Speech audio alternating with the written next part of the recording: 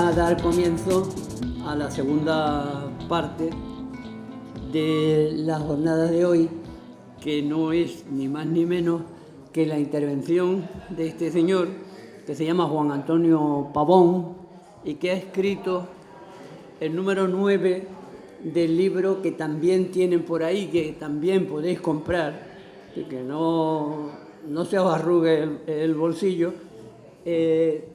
Repensar la historia, Segunda República, Guerra Civil y Represión en Algámitas. Y también de este otro señor, Joaquín Octavio, historiador, miembro de nuestra asociación, del cual tenemos, no sé si son ya 3 números publicados, aparte de los que él ha publicado por su cuenta, porque no nos echa cuenta algunas veces.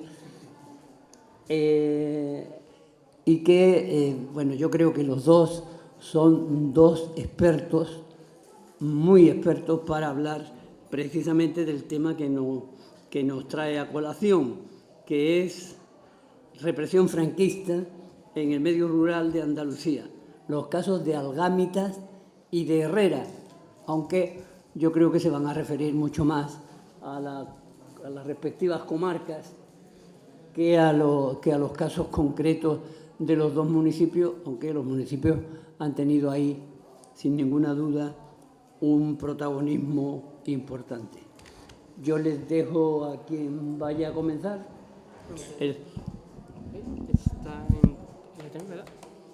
¿Ahora? Sí. Hola, muy buenas tardes. Antes de comenzar van a permitirme contar una anécdota que me ocurrió a las pocas semanas de comenzar mi andanza en la investigación de la represión franquista en Argámita. Cuando caminaba por la calle, una mujer octogenaria que muy afectuosamente me paró, tras preguntarme un riguroso ¿qué tal estás?, con ojos bastante llorosos y de manera bastante emotiva, no dudó en interrumpirme y en cerciorarse que no había nadie escuchándonos para darme las gracias y el empuje por llevar a cabo esta labor. Justo ahí fue cuando yo mismo entendí la responsabilidad que tenía llevar a cabo una investigación de este tipo, y al igual que ella, yo hoy quiero expresar aquí también mi gratitud, tanto a todos los asistentes como al Ayuntamiento de Sevilla por la colaboración en esta jornada, a la Asociación para la Recuperación de la Memoria Histórica Manuel Barrios Jiménez por incluir mi investigación en su colección, y como no puede ser de otro modo, al historiador y también amigo Joaquín por toda la ayuda prestada en estos años. Por ello, mi gratitud, porque no hay palabra más hermosa ni deber más bonito en la vida que ser agradecido. Así que muchas gracias. Para mí, como bien decía, tiene un gran significado estar presente aquí hoy, en la que fue la prisión provincial de Sevilla, la Ranilla, por donde tantos represaliados políticos pasaron y, por supuesto, también lo hicieron centenares de argamiteños. Uno de ellos, que es el que quizás tiene un protagonismo preponderante en este libro que he escrito, es Pedro Menacho Ruiz. Pedro Menacho Ruiz, jornalero de profesión, fue el alcalde de Argámita durante la Segunda República, a la cual llegó tras las elecciones municipales de mayo de 1931. Su característica principal de la represión es que es de los pocos alcaldes, creo que solo 2 o 3 alcaldes salvan la vida tras la represión franquista, y Pedro Menacho Ruiz es uno de ellos. Ganaron las elecciones de la Segunda República con una mayoría absoluta, y digamos, por resumirlo muy someramente, el papel que tuvo Pedro Menacho Ruiz en Argámita, su gestión política estuvo marcada por la ilusión que traía el nuevo régimen republicano, con sucesivas reformas laborales que afectaban y beneficiaban claramente a la clase obrera de la que él mismo pertenecía. Sin embargo, desde un primer momento, por estas mismas medidas, se encontró con la confrontación de los pequeños y medianos propietarios, debido a que Pedro Menacho Ruiz tenía un protagonismo decisivo en la relación de las clases, en las relaciones laborales, ¿no? Y y esa importancia vital en el beneficio de los trabajadores en la misma le llevó también no solo a la confrontación con los propietarios, sino a ganarse el afecto de militantes anarquistas.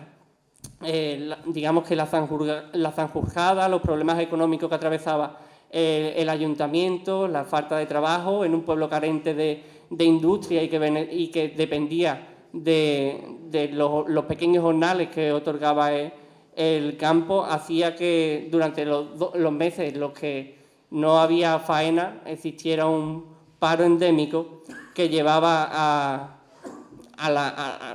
prácticamente a pasar una enorme carestía a los pequeños jornaleros. Esta ilusión que en un primer principio tenía los campesinos con la llegada de la República, debido al espíritu transformador que la misma tenía en un primer momento, va a ir menguando hacia concepciones más, digamos, una visión más revolucionaria y un mayor desencanto, como algunos historiadores dirían, pasaron a que la República se convirtiese para ellos mismos en un sueño truncado, debido a que los efectos reformistas no estaban causando los efectos que ellos mismos esperaban de la misma. Y eso se transformó dentro del Partido Socialista en una corriente que en la historiografía se conoce como revolucionaria, pero revolucionaria solo en forma, porque prácticamente no tenía ningún plan de actuación y era solo, por así decirlo, discurso. Y este mismo viraje ideológico lo va a sufrir Pedro Menacho Ruiz, que a pesar de apoyar abiertamente la República, va a terminar abandonando la alcaldía desencantado con la misma.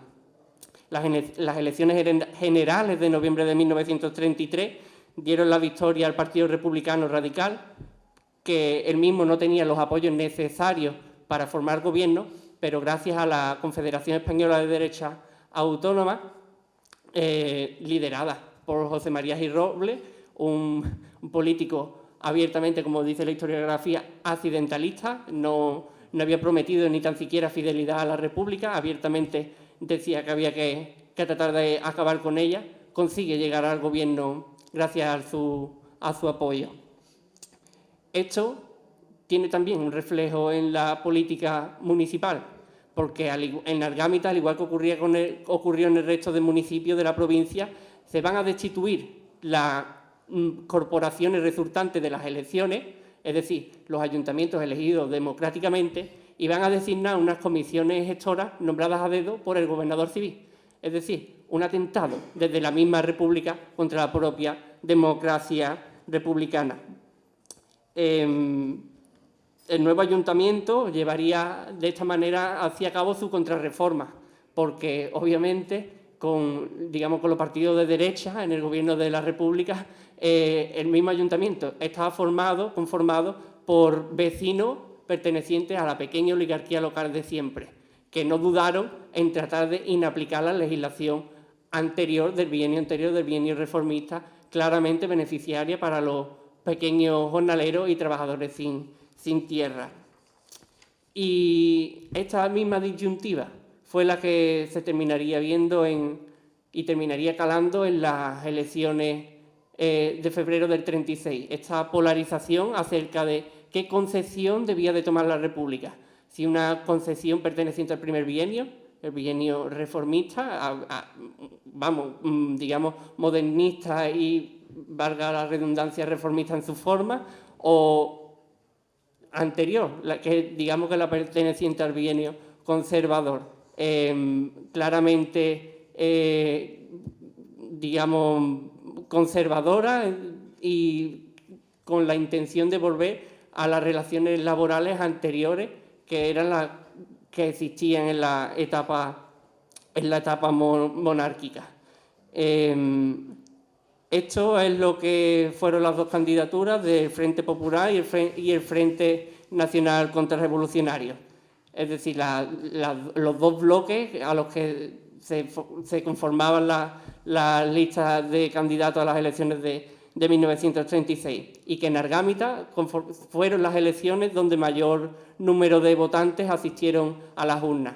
De hecho, Fue en estas precisas elecciones donde los socialistas se dieron cuenta de su gran derrota, con todos los derechos mermados durante el bienio conservador, con todas las conquistas que habían conseguido, volvieron a acoger y a optar por la vanguardia del reformismo. Y efectivamente, en Argámita, como en el resto de municipios españoles, terminó ganando la candidatura del Frente Popular.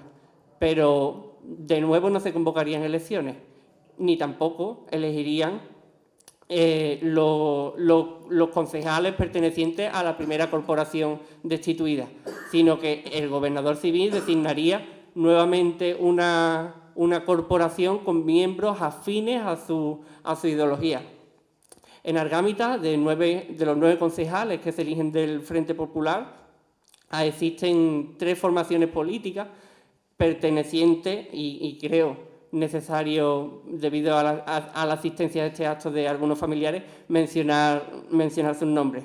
5 concejales pertenecían al Partido Socialista, donde la alcaldía recaería de nuevo en Pedro Menacho Ruiz, y junto a él, perteneciente al socialismo, estaba Juan Dorado Verdugo, Carlos Jurado Castillo, Pedro Verdugo Morón y José María Moreno Rueda. En representación del Partido de Izquierda Republicana existirían 2 concejales, que esto es Gabriel Izquierdo Cabeza y Diego Álvarez Copado, respectivamente, y por último, en representación Unión Republicana, estaría Francisco Marín Olmedo y Joaquín Lorente Rueda.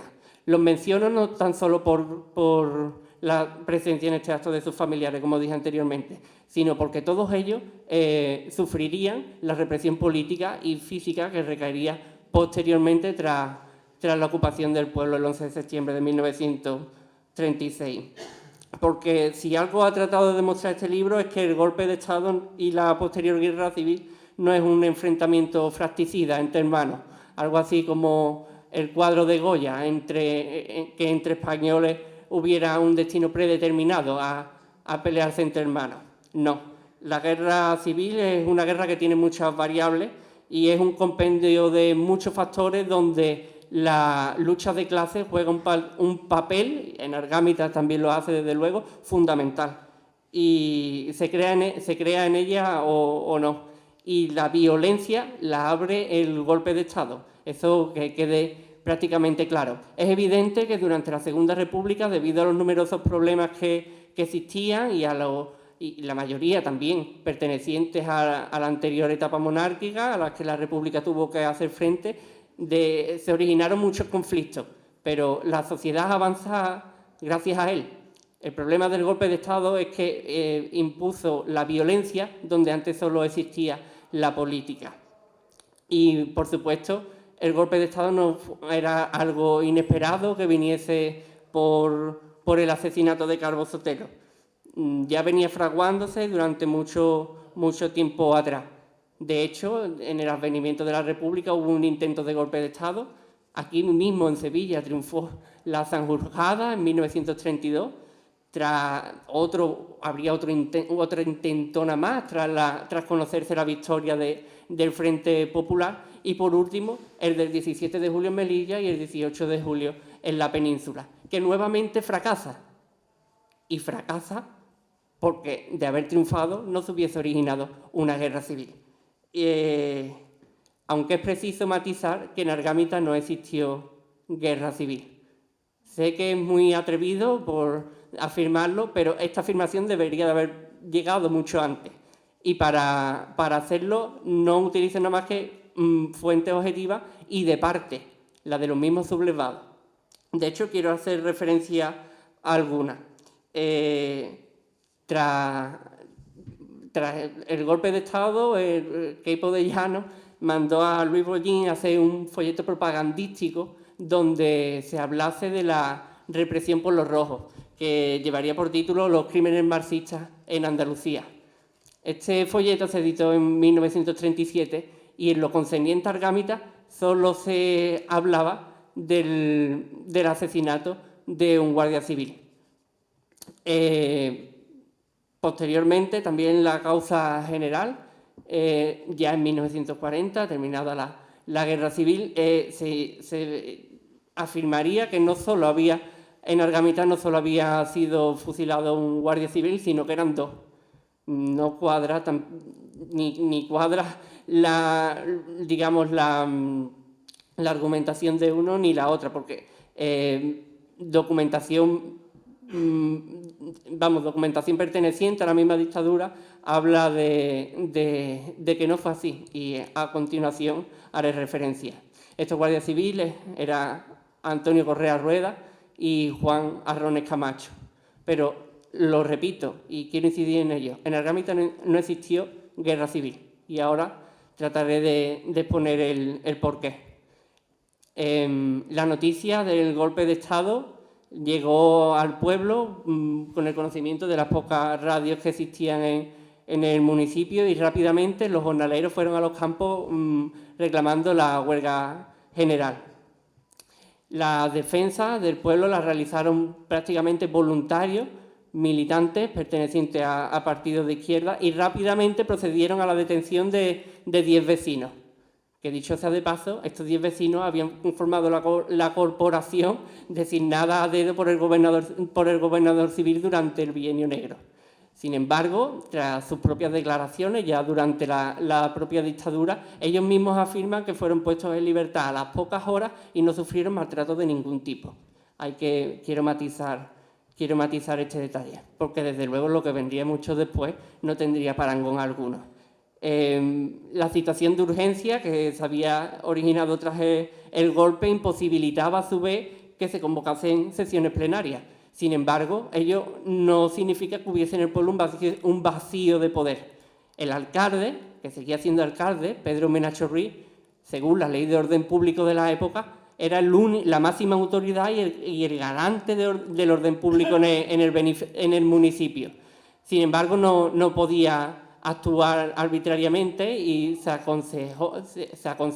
dejaba asesorar por un comité que lo conformaban también mayormente militantes, socialistas y algunos anarquistas, porque aunque pueda parecer un contrasentido con la ideología anarquista, como pondrá ahora Joaquín en Herrera, Pedro Menacho Ruiz supo ganarse los apoyos de incluso la parte más radical de la izquierda. Este mismo comité pivotaba en dos secciones. Una sección de defensa, que era la encargada de defender el pueblo con pequeñas escopetas y pequeños armamentos, y una sección de abasto. Para la organización de la sección de defensa fue fundamental un bando que dictó Pedro Menacho Ruiz, mandando recoger todas las escopetas del municipio. Era evidente que quería garantizar que no existiera ningún desarmado que, a la luz del apoyo al golpe militar, tratara de cometer algún crimen en el pueblo. Y por otra parte, para la sección de abastecimiento, se reunió el mismo Pedro Menacho Ruiz con los pequeños y medianos propietarios del municipio para que colaborasen entregando comestibles. Para ello utilizó lo que hoy se conoce como un pagaré, que no era más que un título valor, en el que prometía que una vez controlada la situación, así mismo lo creían ellos, le devolverían el valor económico perteneciente a los comestibles que hubiesen entregado.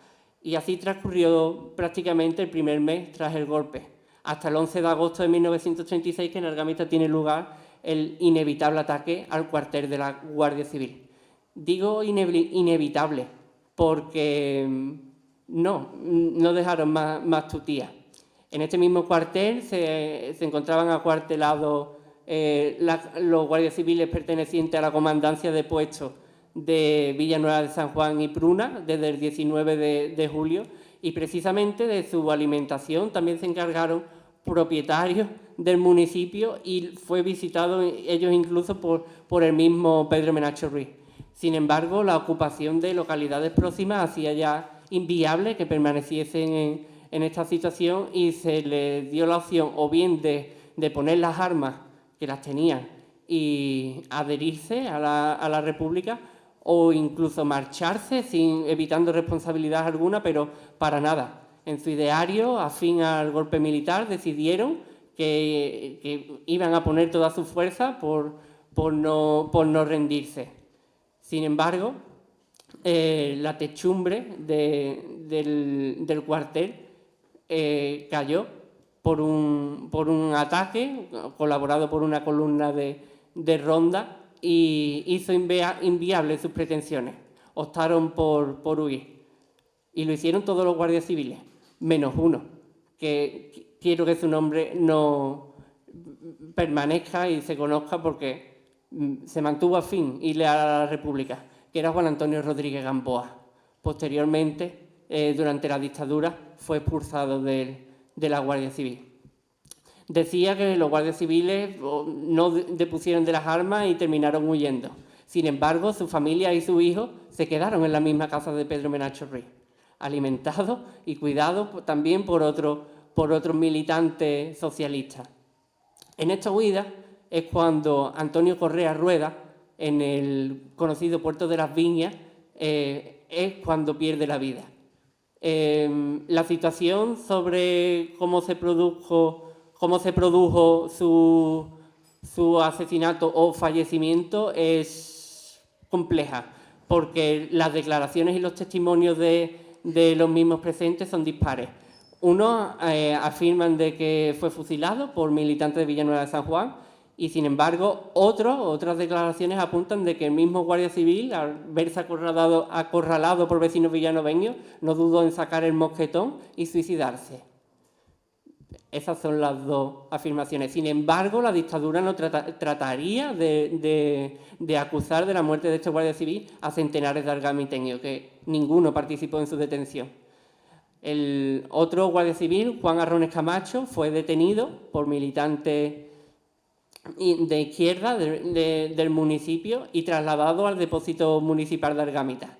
Según un alcalde franquista, llegó a la alcaldía durante la dictadura, José Muñoz Gero, afirmó en una de sus declaraciones que, si bien no dejaron visitar al mismo Arrones en el depósito municipal mientras estaba detenido, que con ellos, como hipótesis trataban de evitar que este mismo guardia recibiera apoyo moral, el mismo alcalde, que también era médico, afirma que no recibió maltrato de ningún tipo.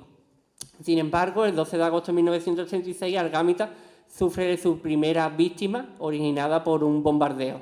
Un avión proveniente de Tablada no duda que tras recibir las noticias en bombardear el pueblo, y un vecino pierde la vida.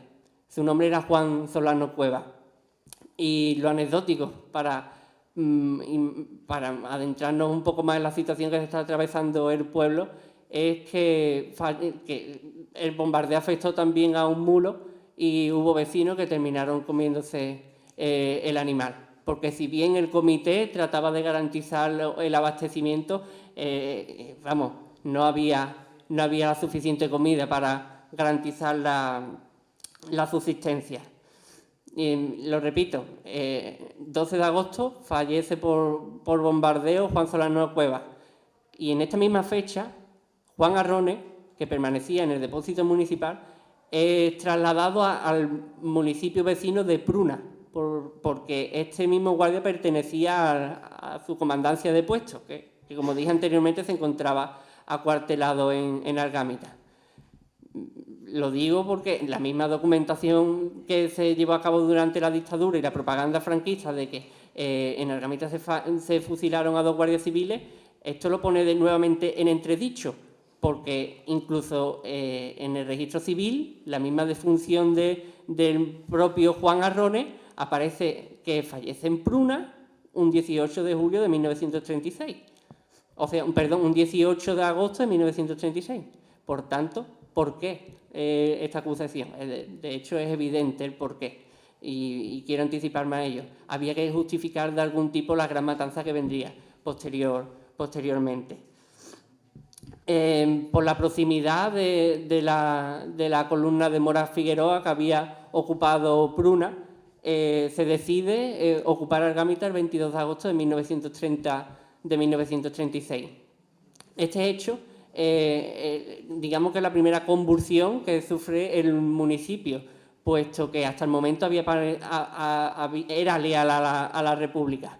Mora Figueroa se encuentra el municipio prácticamente vacío y nombra una comisión gestora a la que le entrega 40 fusiles, y uno de los miembros a la que le entrega la comisión gestora pertenecía de nuevo a la corporación perteneciente al bienio, porque eran los pequeños y medianos propietarios de siempre, la oligarquía y el caciquismo que siempre había detentado el poder municipal.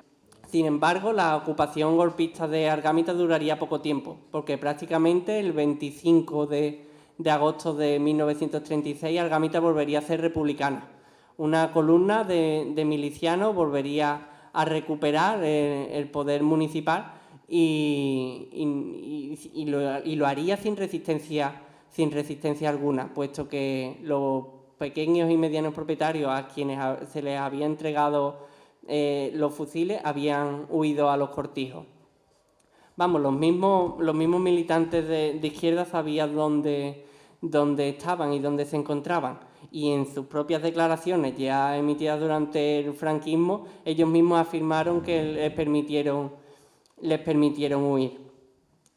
La definitiva ocupación de Argámita llegaría el 11 de septiembre de 1936. Luis Redondo sería quien dirigió la columna golpista. A la entrada de la misma se dejaría un sangriento testimonio de asesinatos, robos y saqueos, pero que nadie piense que esto se sucedía de manera descontrolada. La represión franquista que vendría tras la ocupación de Argámita estaba perfectamente controlada y respondía a unas instrucciones que los mismos jefes de columna traían, firmadas por el mismo Queipo. Un perfecto plan de exterminio perfectamente controlado que, según Emilio Mola, el ideólogo del golpe, pretendía eliminar sin escrúpulos ni vacilación a todos los que no pensaran como nosotros. Tendría así origen la represión, que también tuvo muchas variantes, la física, la política, la económica y la laboral, además de una represión de género. En cuanto a la represión física, deteniéndome en la misma, esta se llevó a cabo desde el primer momento por la ocupación y posteriormente, tras ella, en los días posteriores, tendría lugar la conocida como la represión por bandos de guerra, que aplicar el bando de guerra no era más que el término con el que se aludía a fusilamiento sin procedimiento ni causa alguna. Era esta la segunda fase represora que dejaría el mayor sangriento de testimonio el mayor sangriento testimonio de toda la historia de Argámita y que aún, por supuesto, perdura hoy. Sin embargo, tratar de detallar el elevado número de víctimas que tendría lugar en esta fase de la represión presenta enormes dificultades, y ello se debe a un motivo. Los golpistas, desde un primer momento, trataron de ocultar el enorme crimen y la gran matanza que estaban llevando a cabo.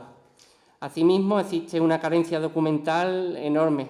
La documentación sobre las víctimas es inexistente en Capitanía General, donde siempre tuvieron la documentación perfectamente controlada de los vecinos que habían sufrido la misma. Tampoco existe documentación en la antigua Comandancia de Puestos de la Guardia Civil de Argámita, que si bien en un principio fue trasladada a Villanueva de San Juan, existen testimonios de villanoveños que afirman que la misma fue destruida ya en plena democracia.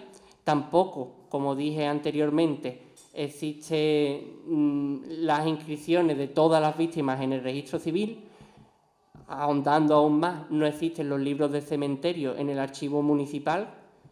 Y aún más, tampoco existen padrones de habitantes que permitan cotejar los mismos. Entonces, ¿cómo cuantificar el número de víctimas que tuvo origen en esta fase de represión?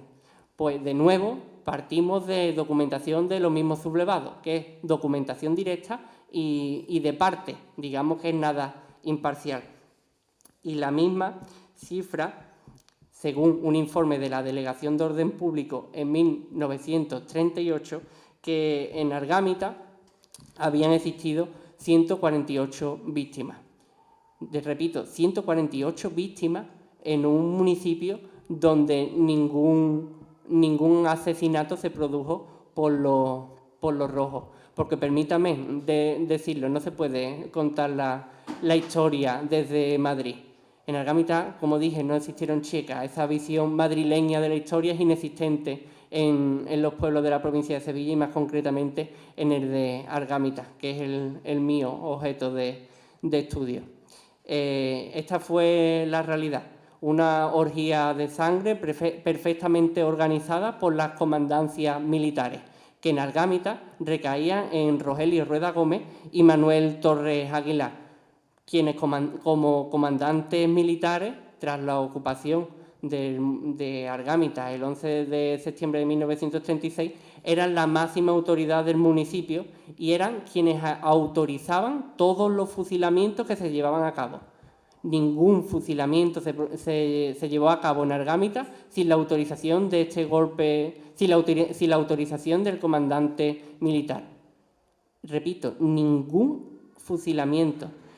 Y todo ello a diferencia de municipios vecinos, porque quien desautorizaba al comandante militar, desde luego que también se le exigía responsabilidades, como ocurrió, por ejemplo, en el vecino pueblo de Villanueva de San Juan, con el asesinato, sin autorización del comandante de puesto, de Ana Linero Pavón, la niña Pavón, que asesinado por su exmarido, desoyendo la aprobación del comandante militar, se trató de exigirle e imputarle el respectivo homicidio durante la dictadura.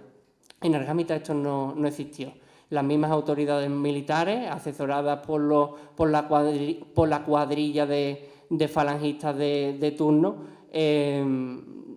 lo tenían perfectamente controlado.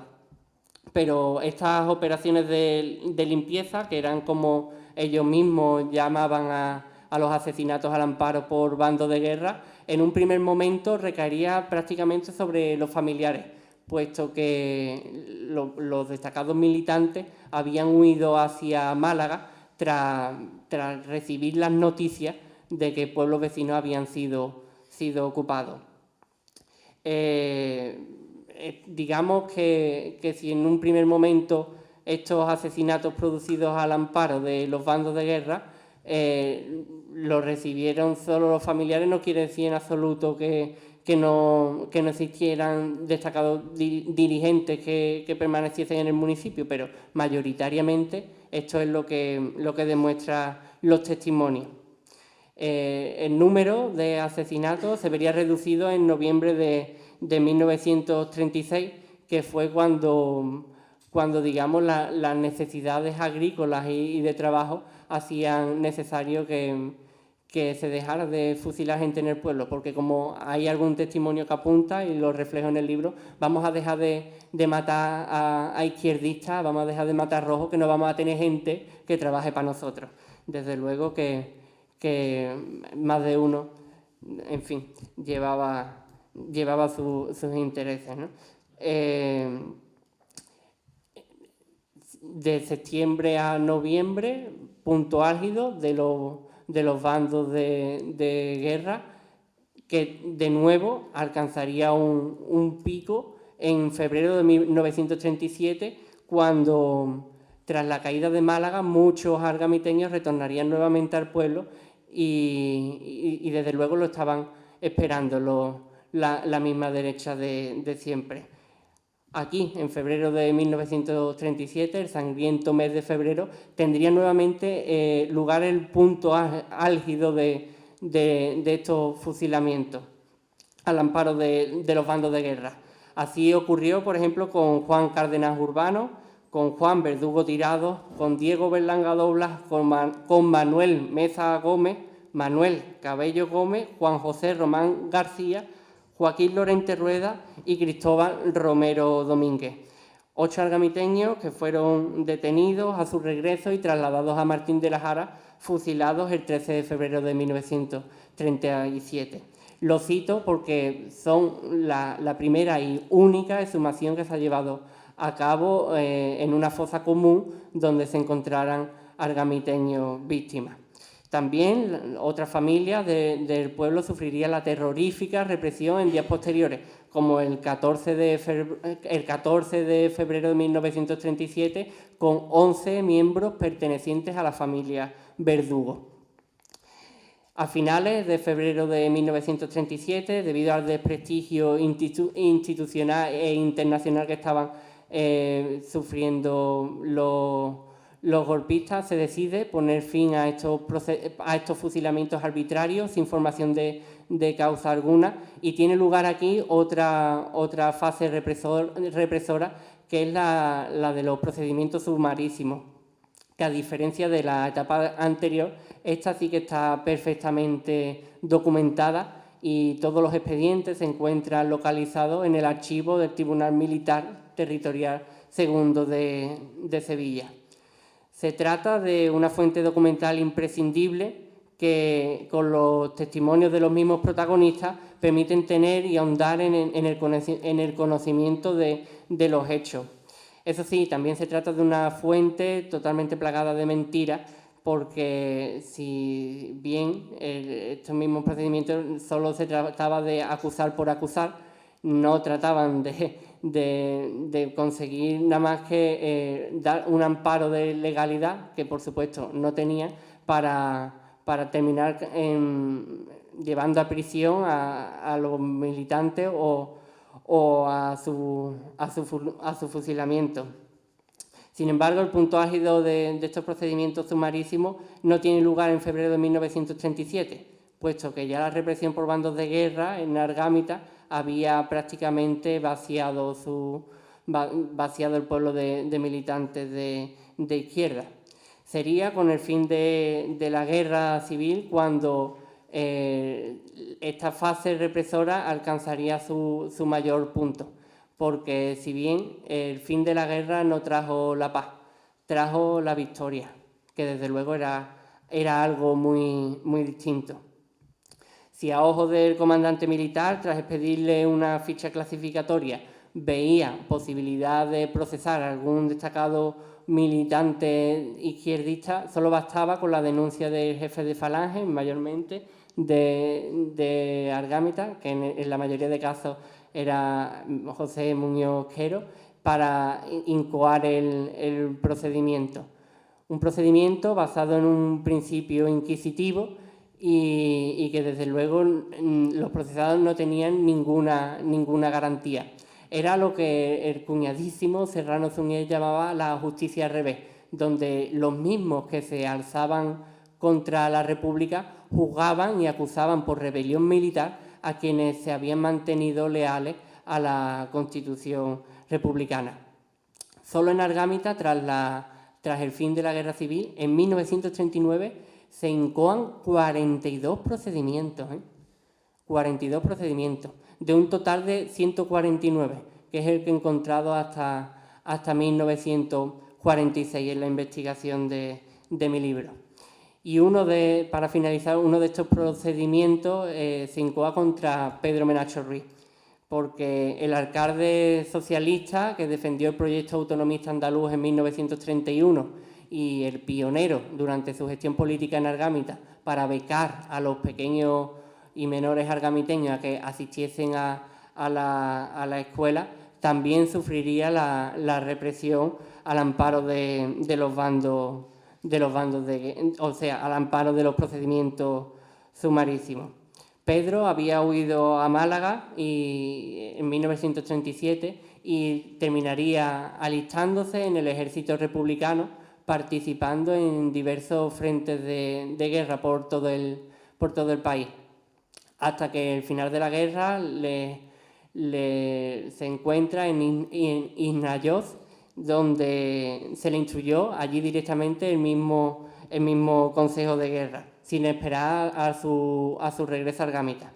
Allí, internado en un campo de concentración, sería visitado por su esposa y por su madre, y allí mismo se enteró del asesinato de su cuñada y de su querido sobrino Alonso García Menacho, porque si bien a él no pudieron encontrarle en el pueblo en los primeros momentos de la ocupación, desde luego estaba en el punto de mira y trataron de que su familia sufriese la terrorífica represión. Sin embargo, y de manera extraordinaria, por eso dije al principio que Pedro Menacho Ruiz es de los poquísimos alcaldes, vamos, creo recordar, Joaquín, ¿cuántos? Creo que eran 3, ¿no? Sí, no, hay algunos poquitos más, pero bueno, algunos se exilian, otros tienen suerte. Va. Pedro es de los casos excepcionales que hay en nuestra provincia, y lo es aún más cuando se conoce el procedimiento que de manera extraordinaria termina sobreseyéndose, en fin, en una constante acusación al alcalde durante la República. Puesto en libertad, regresa a Argámita y ante la sorpresa a su regreso de la cuadrilla de falangistas que hacía guardia, todos terminan preguntándose cómo Pedro Menacho Ruiz podía seguir vivo, si era el principal objetivo de ellos mismos. Es a su regreso en 1941 cuando de nuevo se le incoa un nuevo procedimiento sumarísimo y el mismo constituye un juicio a la República, porque era la cara visible del proyecto reformista que Argámita había tenido. Y de nada pudieron acusarle, ni de su gestión política, donde hay alguna que otra declaración afirmando de que se había llevado dinero, y al amparo de esa misma declaración trataban de meterle en prisión o fusilarle, pero como dije, de nada pudieron acusarle porque extraordinariamente existen testimonios como el del alcalde José Muñoz Quero, jefe de Falange, que termina afirmando que a pesar de sus ideas izquierdistas, obró siempre de forma templada y moderada y evitó que en gran parte se cometiesen actos de violencia. No puede entenderse cómo, por tanto, Argámita sufrió una magnitud de este tipo, ¿no? Y de hecho no fue el único José Muñoz Quero en afirmar en su declaración valoraciones como esta. Extraordinariamente, el procedimiento de Pedro Menacho Ruiz fue sobreseído nuevamente y es indudable que su hermano, Antonio Menacho Ruiz, tuvo una influencia decisiva debido al gran poder que tenía en el partido de Falange en Argámita.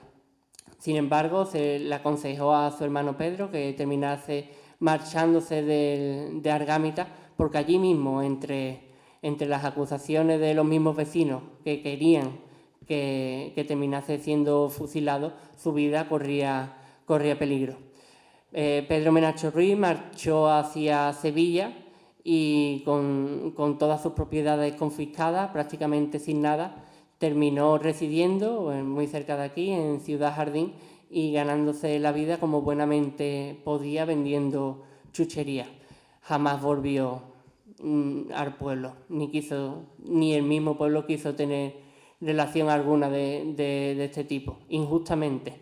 Sin embargo, hoy, por eso creo necesario hacer memoria, les recuerda. Y sí, he dicho confiscaciones, porque esta fue otra de las detonantes de la represión, la represión económica. Muchos no se vieron solamente sin familia, sino que prácticamente se vieron sin nada. Posteriormente, con la Ley de Responsabilidades Políticas, se permitió institucionalizar la incautación de bienes, que era, como bien explico en un capítulo, su botín de guerra. Así, quienes habían mostrado simpatías con el golpe no solo mantuvieron su estatus económico, sino que en muchos casos salieron enriquecidos del mismo. En Argámita, la ocupación devolvió el poder, como bien he dicho incesantemente en mi exposición, a la oligarquía local de siempre, que la misma república, que la misma democracia republicana había puesto en entredicho. Una vez más, la oligarquía local argamiteña volvió a cambiar de camisa, aunque ahora sometieron a la población bajo el poder de sus 5 flechas y el yugo. porque, como diría Machado, es cierto que la historia la escriben los vencedores, pero no lo es menos que el tiempo termina dando voz a los vencidos. Por ello, muchísimas gracias y memoria, siempre.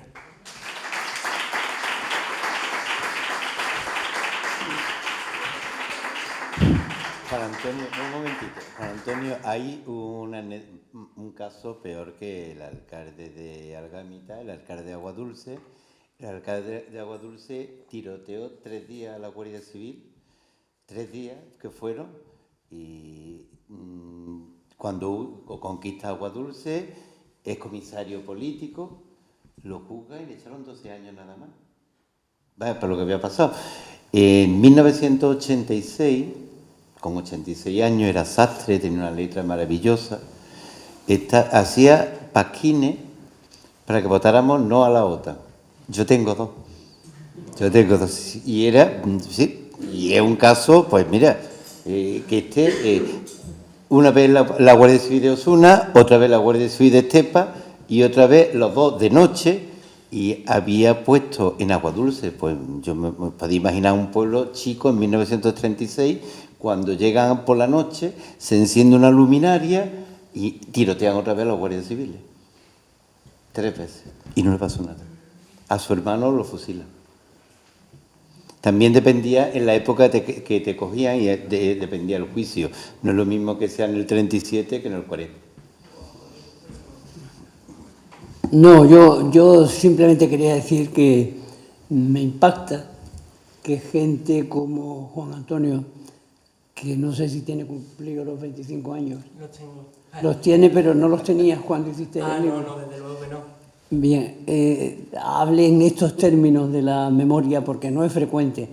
Yo tengo 2 experiencias de este tipo, una con Juan Antonio, que me ha encantado conocer y que espero que no sea el único libro que le publicamos, y el otro es la cantautora Lucía Socan, a la que conocí también antes de cumplir los 25 años, y ya cantaba aquello de Mujer Republicana, ya cantaba aquello de todos los nombres, ya cantaba aquello de la pobreza en el franquismo y cómo estaban siendo absolutamente masacrados.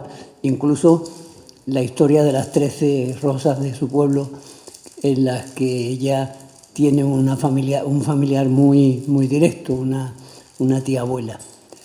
Son 2 personas que me hacen pensar que la memoria va a tener una generación que va a continuar con el trabajo de la mucha gente que ya tenemos unos cuantos años, algunos achaques y más dificultades para poder trabajar diariamente en estos temas. Así que doblemente gracias, Juan Antonio. Todo el micrófono es tuyo ahora, compañero. Pues nada, yo empiezo.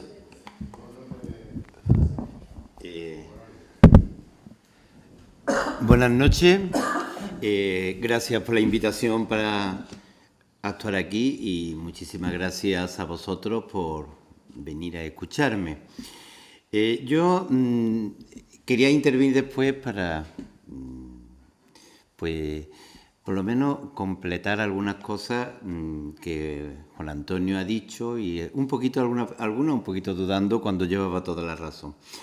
Antes de empezar a hablar de Herrera, yo quiero dejar claro 3 conceptos que en aquella época, cuando digo aquella época me refiero a 1936, estaban todo el mundo de acuerdo y hoy hay dudas. Yo no sé por qué hay dudas cuando la documentación lo demuestra muy fácilmente. El primero es que sí hubo golpe de Estado. Por mucho que se empeñe ahora en decirnos Agustín Levesky que no hubo golpe de Estado, por mucho que el exministro de UCD, Camuñas, nos diga que no hubo golpe de Estado, o el presidente del Partido Popular, que una pelea de abuelo, son los propios militares sublevados los que en sus documentos dicen que intervienen para quitar el estado de anarquía que hay en el país.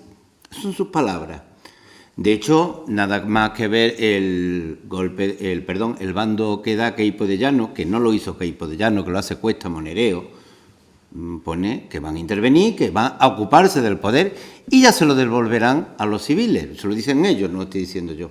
Así que sí hubo golpe de Estado, pero además hay que decir más cosas, que no fue el único golpe de Estado, que aquí, el 10 de agosto de 1936, en un chalet de La Palmera, el general Sanjurjo, su hijo y el capitán Justo estaban intentando dar el primer golpe de Estado a la República. Un golpe de Estado que fracasó. El general Sanjurjo tuvo que salir huyendo, lo cogen en Ayamonte, lo traen a Sevilla, es juzgado, condenado a muerte, pero el presidente de la República lo indulta y le cambia la condena por 30 años. Va a estar aquí hasta que, con la victoria del Frente Popular, sabiendo que lo iban a meter otra vez en la cárcel, huye a Portugal. Y ahí lo dejamos porque después lo vamos a coger otra vez. Pero tampoco fue el único intento de golpe de Estado. Aquí, el mismo 16 de febrero de 1936, el día que gana el Frente Popular, el general Franco, os sonará, le dice al ministro de Gobernación, Casares Quiroga, que declare el estado de guerra porque no se puede consentir que la izquierda llegue al poder. Tampoco son palabras mías, son palabras suyas. Así que un golpe de Estado que lo intentan, que en abril fracasa porque hay rumores y termina quitando al general Mola, mandándolo a Navarra, y al general Franco mandándolo a África. Que siguieron con la conspiración que se organizaba desde Lisboa el general Sanjurjo. El general Mola solamente era el director, que era pues el acólito del general Sanjurjo. Así que no solamente hubo golpe de Estado, sino que hubo muchos intentos de golpe de Estado. Y que lo reconocen ellos, sí, en sus declaraciones, en sus escritos. Lo segundo, es verdad, Juan Antonio, aquí no hubo guerra civil en Sevilla, no hubo, salvo contadas excepciones. Por ejemplo, en mi pueblo puede ser que se pudiera hablar de guerra civil, en mi pueblo. Si por guerra civil se entiende el enfrentamiento de dos ejércitos, aquí no hay enfrentamiento de dos ejércitos en el 90% de los sitios. Aquí la guerra fue muy fácil. La guerra, sobre todo desde que los comandantes Rementería y La Paza tienen que salir huyendo de Morón y lo va a sustituir Castejón, la guerra funcionó muy fácil. Cuando llegaba a un pueblo a 3 o 4 kilómetros antes, un avión de tablada bombardeaba, la artillería bombardeaba y el pueblo se encontraba solo. Porque es que no había guerra, porque guerra es un enfrentamiento entre dos ejércitos y los republicanos no tenían ejército. En su pueblo, como mucho, había mucho ánimo, mucha voluntad y unas cuantas escopetas de caza y algunas escopetas que le habían quitado a la Guardia Civil. Nada que hacer con esa artillería adelantada ni con esa aviación. Así que, hombre, en La Roda puede ser que sí hubiera guerra civil porque allí 2 veces va un ejército a recuperar el pueblo. Pero bueno, de 102 pueblos, un poco más se puede decir de que no hay guerra civil. Y yo sí quería hacer una aclaración también de lo que tú dices, que la has dejado, hay que dejarlo más, yo pienso que dejarlo más claro. Tú me perdonas, pero tú sabes que yo te quiero mucho. Sí, se dice que la represión fue casual, que fue por venganzas personales, que fue por momentos de tensión. Mentira. Y ellos mismos lo dicen, no es cierto. Es una represión que está organizada para liquidar a todos aquellos que tenían algo que ver con la funesta república, con el maldito Frente Popular o con la maldita... Son palabras también suyas, no son mías, son esas. Y si nos damos cuenta, estar afiliado a un partido político o a un sindicato ya era una amenaza de muerte. Aquí en Sevilla, el presidente del Partido Republicano Conservador, de derecha, pero republicano, de los primeros que caen, un abogado famosísimo que vivía en un palacete en el barrio Santa Cruz, sin nada de un rojo, ni... no, pero republicano. Y así se podía poner muchísimos ejemplos. Así que quede claro. Y lo tercero que yo quería decir de la represión es que es una represión que, aunque siempre se hable de la represión física, que nos olvidamos de muchísimas cosas, de verdad, nos olvidamos de muchísimas cosas. Hay una represión económica y con una ley que se saca, la ley de incautación de bienes. Yo el otro día en el archivo militar estuve viendo un legajo de los bienes que le incauta en Guadalcanal a los rojos, porque como han huido, pues hay que incautarle. Y viene, pues, como un libro de cuentas, jornales que se dan, que se tal, está así. Y eso parece que nos lo estamos inventando. Está en el archivo militar, son sus papeles, que no son los papeles del enemigo, son los suyos, los que ellos han escrito. Bien, pues ya que he hecho esta pequeña introducción, ahora sí voy a hablar de Herrera. Bien, en Herrera hay golpe de Estado. Hay golpe de Estado. La primera acción que se pasa con el golpe de Estado es que la Comandancia Militar de la Guardia Civil de Sevilla ordena a todos los puestos de la Guardia Civil que dejen su pueblo y se vayan y se concentren en el de cabecera de línea. Por eso van los de Pruna y los de Villanueva de San Juan Algámita, bueno, pues los de Herrera, Gilena, El Rubio, Aguadulce, van a Estepa. Así que el pueblo, sin ningún problema, pasó a quedar controlado por un comité revolucionario que, como también avisó Juan Antonio, no tiene nada que ver con el de Algámita, porque en Herrera había una CNT muy poderosa desde hacía muchísimo tiempo y son los que van a controlar el pueblo. De hecho, cuando se juzga al alcalde, todo el mundo dice, no, este perdió el poder en el momento que aparece el comité. No es otro de los que son juzgados y tienen 12 años nada más. Pues, tampoco hizo nada porque ni siquiera lo dejaron hacer. Un comité que, como hizo en todas partes, tenía... Bueno, en todas partes no, porque en esta provincia de Sevilla hay dos casos dignos de mención y aunque no sea el caso yo lo voy a nombrar. El alcalde de Peñaflor, Andrés Cañete, y el alcalde de Aguadulce, Juan Martín Guerrero, no, aparte de hacer lo que van a hacer todos, decidieron tomar la iniciativa y montaron unas columnas para ir a conquistar los pueblos próximos. Por ejemplo, el de Peñaflor pues va a Palma del Río, a Puebla de los Infantes, a Alaní, y el de Aguadulce pues va a Puente Genil, va a Osuna, aunque fracasa, pero va a ser diferente. El resto de los pueblos de Sevilla va a tomar una actitud pasiva solamente para controlar el interior del pueblo. Y va a tener dos misiones, uno la defensa y otro, como se ha declarado una huelga general y no se puede trabajar, es que grupos de milicianos vayan por los cortijos y por las casas requisando alimentos para mantener la población, porque la población está única y exclusivamente dedicada a la defensa del pueblo. En Herrera también se cogen prisioneros, se apresan a personas de derecha, que no le pasa nada, no pueden ser. Y los únicos acontecimientos pues, que pasa es que a un falangista de Puente Genil, que no se sabe muy bien por qué ni quién, porque en los juicios militares hay muchísimas versiones. En unas versiones pone que lo mata gente de Puente Genil, aunque en Herrera, en otros que los gente de Herrera. Bien, yo como no voy a entrar en discusiones, a un falangista de Puente Genil lo fusilan en Herrera. Y ya está. Pero hay una cosa muy importante. Una cosa muy importante que pasa en Herrera, pero que podía haber pasado en cualquier sitio. Pero pasó en Herrera. Y eso va a ser la desgracia de ese pueblo. En la comarca había dos pueblos de gran importancia estratégica, Puente Genil y La Roda. Dos centros de comunicaciones que le valía para mantener la ruta del ejército, sobre todo ferroviaria. Y desde Sevilla salían con frecuencia aviones a bombardear las estaciones de Puente Genil y de La Roda.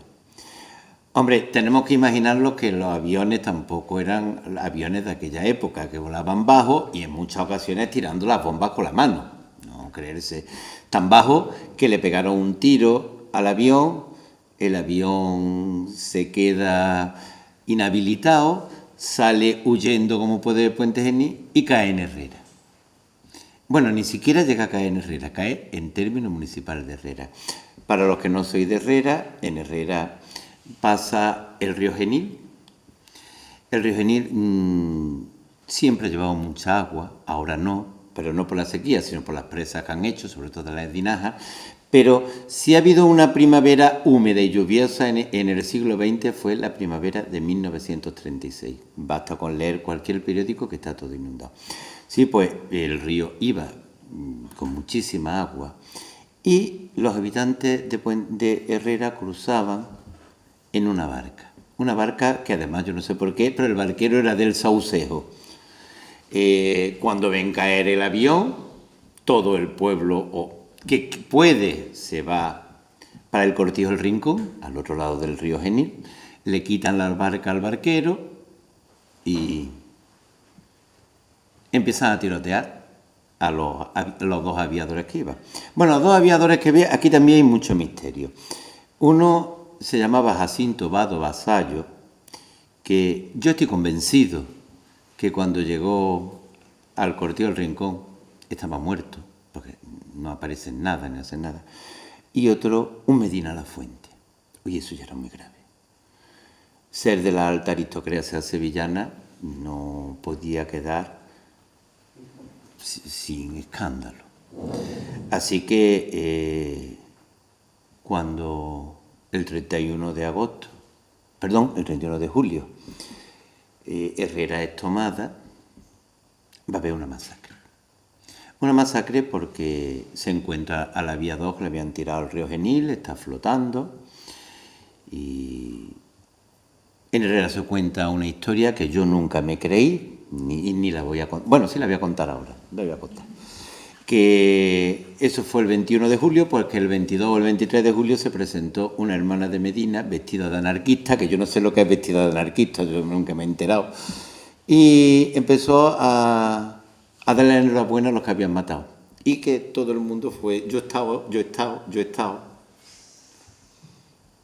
Y no me lo creo porque en todos los pueblos hay una gran mentira para después justificar la brutal represión que hubo. Porque yo no creo que después de matar a su hermano se fuera allí. Lo que sí me creo es que el mismo 31 de julio, cuando cae Herrera, un hermano de Medina Lafuente va con una carta de Queipo de Llano con la autorización de traerse a todos los que él considere que habían intervenido en la muerte de su hermano. Y se los trajo. No solamente no vino con ellos, porque se quedó allí a ver si encontraba más. Pero no podía encontrar más porque ya habían matado a muchos, porque ya los otros habían huido y era lo que quedaba. Porque yo os iba a leer una cosa que a mí me sorprendió mucho, de un señor de Herrera que se llama Félix Moreno, que el 31 de julio huye a Málaga, que era donde iban huyendo todos los republicanos de Sevilla, porque era la única zona que seguía estando de la República. Unos republicanos de Herrera que tenían encima el inconveniente de que ya habían cogido Estepa y La Roda y tenían que dar una vuelta mucho mayor para llegar allí. Y cuando llega allí le preguntan que qué ha pasado en Herrera. Sus palabras son: tan pronto se hicieron dueños de dicha población, ejecutaron a más de 150 obreros y 2 mujeres. Cometieron enormidad de atropellos, llegando incluso a llamar a las madres de estas 2 últimas para que presenciaran los cadáveres. Y decía que todo era como una gran mentira, porque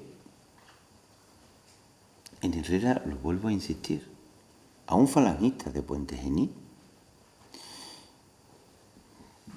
y a un piloto que estaba defendiéndose con la metralleta del avión. Es imposible saber todo lo que hay, pero yo puedo asegurar que los 150 que dice este señor no se queda muy lejos, como mínimo. Teniendo en cuenta que la represión, tenemos que, por lo menos los pueblos de la Sierra Sur, tiene 3 fases muy importantes. La primera, el mismo día o los primeros días de la ocupación o de la liberación del pueblo, como decían ellos. Y se va a aplicar el bando de guerra. El bando de guerra es... eso es un eufemismo. Un bando de guerra es matar a una persona sin juicio previo. No tiene otro misterio. Eso es un bando de guerra. Lo demás es eufemismo. Y además ellos lo decían. ¿Por qué hay que aplicar el bando de guerra? Hay una entrevista que el general Yagüe le hizo a un periódico americano, al Tribunal, que le preguntaba al periodista que si es verdad que había matado a 4.000 personas en la plaza de Nueva York, en la plaza de Badajoz. Decía que sí. ¿Qué iba a hacer? ¿Iba a llevar los prisioneros para que la columna no pudiera avanzar? ¿O iba a dejarlos libres para que Badajoz volviera a ser roja otra vez? Los mato. Lo dicen ellos. Bueno, el primer momento de esta represión brutal va a ser los primeros días del golpe. Después los pueblos de la Sierra Sur, porque claro, todos tienen sus peculiaridades, por eso es importante hacer historia local y comarcal, porque no en todos sitios fue igual. Cuando cae Málaga, muchísimos republicanos vuelven a sus pueblos de origen. Como ha contado Juan Antonio, son 8 algamiteños los que van a Algámita, pero también son gente de Herrera que vuelve a Herrera, gente de La Roda, gente de Pedrera. Y a la vuelta también se le vuelve a aplicar el bando de guerra. Un bando de guerra que va a estar aproximadamente hasta mitad de febrero, porque después es el propio Queipo, y vuelvo a insistir que son sus palabras, que está todo en documentos, se puede ver, el que dice que ya no se apliquen más los bandos de guerra, que a partir de ahora se tienen que aplicar procedimientos sumarísimos de urgencia. Porque desde el principio, esta represión que yo decía, que no fue casual, estaba perfectamente meditada. Ahora es que se quedan sin gente y no pueden matar a más. Pero desde un principio, la represión en la provincia de... Bueno, en la provincia de Sevilla no, en lo que fue la segunda división orgánica, cuando se iba liberando, es un trípode como el de la cámara, con 4 pies, con 4 patas. Está Gonzalo Queipo de Llano, que se autonombra general de la segunda división. Está el jefe de Estado Mayor, Cuesta Monereo. Está Bohorque, que es el auditor de guerra. Y está Manuel Díaz Criado, que desde el Colegio de los Jesuitas de la calle Jesús del Gran Poder va a tener potestad para hacer y deshacer, siempre en contacto con el comandante de puesto del pueblo. Porque, como decía Juan Antonio, bueno, nada no, porque siempre se escapa cosas y se puede poner algunos ejemplos. Por ejemplo, aquí en Sevilla, a un falangista que había fusilado no sé cuánto, se lió con una chica que era mujer de otro falangista y también a ese lo terminan fusilando. Mira por dónde. Pero poco, muy poco, se hizo sin la autorización del comandante de puesto de la Guardia Civil, que tenía todo el beneplácito de estas 4 patas que yo dije que sostenían la represión. Y se pueden poner montones de ejemplos, pero yo tampoco quiero ser muy pesado ni aburrir. Muchísimas gracias.